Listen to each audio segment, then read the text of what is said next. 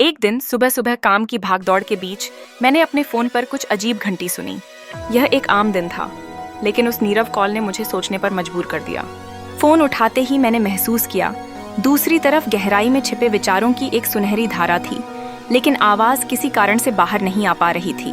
हम सभी अपने जीवन में ऐसे क्षणों का सामना करते हैं जब संचार की यह बाधा हमें अलग कर देती है। जब मैंने अपने पुराने दोस्त का नाम देखा तो उत्साह से फोन उठाया, लेकिन वही खामोशी उस दिन की विषय वस्तु बन गई। यह बेतुका लगा, यह प्रदूषण की तरह जो कहीं न कहीं कुछ बंद दरवाजों के पीछे छिपा हुआ था। हमारे विचार, सोच और रिश्ते भी इस धूल के चक्र में उलझ जाते हैं। क्या हम अपनी जिंदगी में अतीत के ऐसे धुंधले नामों की आवाजों को सुनना भूल गए हैं? सर्विस सेंटर में फोन की सफाई एक महत्वपूर्ण सबक थी। धूल हटने के बाद जब मेरे दोस्त की आवाज स्पष्ट हुई, तब मुझे एहसास हुआ कि क्या हमारी जिंदगी भी इसी तरह की सफाई की मांग करती है।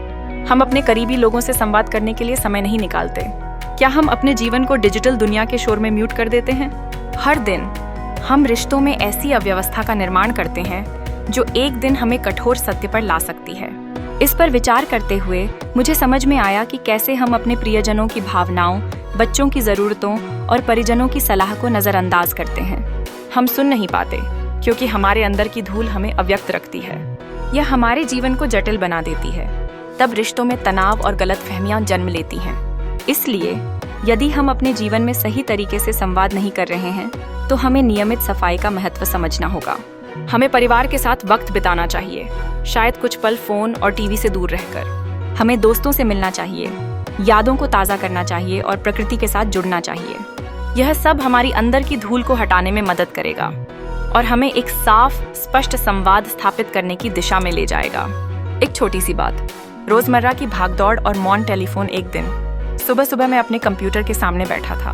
काम का ढेर था, ईमेल्स के नोटिफिकेशंस लगातार आ रहे थे और फोन भी बज रहा था। मैंने आदत के मुताबिक फोन उठाया, पर दूसरी तरफ से कोई आवाज नहीं थी, बस एक नीरव शांति। मैंने फिर कोशिश की, हेलो हेलो, कोई जवाब नहीं। मैंने फोन रख दिया और फिर अपने काम में लग गया। थोड़ी देर बाद फिर फोन बजा। इस बार मैंने स्क्रीन पर नंबर देखा, वह मेरे एक पुराने दोस्त का था। मैंने उत्साह से उठाया, कैसा है यार, कितने समय बाद फोन किया। पर फिर वही नीरव शांति। मुझे थोड़ी चिंता हुई, शायद नेटवर्क प्रॉब्लम होगी या कोई टेक्निकल खराबी। मैंने दोस्त को मैसेज किया, फोन कर रहा हूँ पर आवाज नहीं आ रही है, सब ठीक है ना? शाम तक उसका कोई जवाब नहीं आया। मुझे थोड़ी बेचैनी होने लगी। रात को सोते समय मुझे ख्याल आया कि यह फोन बार बार बजकर शांत क्यों हो जाता है। शायद सामने से कोई बोलना चाहता है, पर मेरा फोन उन्हें सुन नहीं पाता, या फिर मेरा फोन ही म्यूट हो गया है। दूसरे दिन सुबह मैंने फोन सर्विस सेंटर पर दिखाया। मैकेनिक ने फोन हाथ में लिया, थोड़ी जांच की और फिर मुस्कुराते हुए कहा, साहब, आपके फोन के स्पीकर और माइक पर धूल जम गई है। आप पूरा दिन काम करते हैं, फोन जेब में रखते हैं, धूल मिट्टी तो जम ही जाती है ना, इसलिए आवाज बाहर नहीं आती और बाहर की आवाज अंदर नहीं जाती। उसने थोड़ी ही देर में फोन साफ कर दिया। मैंने तुरंत अपने दोस्त को फोन किया और इस बार उसकी बात स्पष्ट सुनाई दी। मुझे बहुत आनंद हुआ और फिर मुझे विचार आया, क्या हमारी जिंदगी भी इस फोन जैसी नहीं है?